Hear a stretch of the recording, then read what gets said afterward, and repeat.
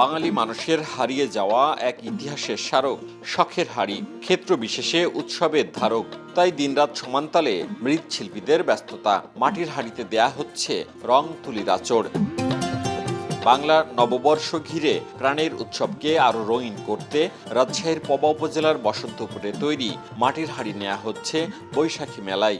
এর আগে তিনবার করোনা গেল, দুবার রমজান গেল, এই জন্য মার খেয়ে গেছিল। এবার দেখা যাচ্ছে আবার সেই ইয়েটা ফিরে আসছে। বিভিন্ন আইটেমের মাল আছে এবার।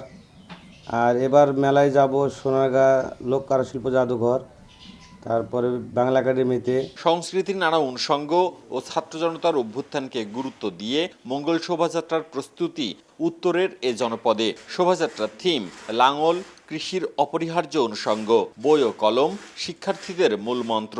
লাঙল ইউজ করতেছি, তারপরে এখানে কুলা, চালন, এগুলোকে দিয়ে আমরা যে গতানুগতিক যে মাস্কগুলো করতাম, এখন আমরা ভাবতেছি যে এই কুলাগুলোকেই মাস্কে নতুন আঙ্গিকে আমরা উপস্থাপন করতে চাচ্ছি। আমরা আমাদের ঐতিহ্যর পাশাপাশি এবার প্যালেস্টাইনে যে একটা হৃদয় বিদারক কাহিনী হচ্ছে, আমরা সেই বিষয়টা তুলে ধরার জন্য দেখাতে চাচ্ছি যে গাজাকে উপস্থাপন করব এমন চিন্তাভাবনা রাখছি। প্রস্তুতি শুরু হয়ে গেছে এবং আশা করা হচ্ছে আমাদের বৈশাখীর আগে আমাদের প্রস্তুতিটা সম্পূর্ণ হবে। যেভাবে দখলদার কর্তৃক হত্যা, নারী ও শিশু হত্যা, নির্যাতন চলছে, সেই আলোকে মানবিক কারণেও আমরা খুব মর্মাহত।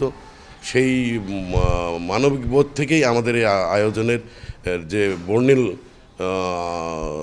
আয়োজন, সেটা কিছুটা বিবর্ণ হবে।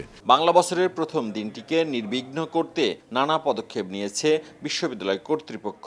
প্রাণ খুলে সবাই উৎসব পালন করবে, এটা আমরা নিশ্চয়তা দিতে পারি যে স্থানীয় পুলিশ প্রশাসন, র্যাব, বিজিবি সবাই মিলে আমরা সর্বোচ্চ চেষ্টা করছি তাদেরকে নিরাপত্তা নিশ্চিত করার জন্য।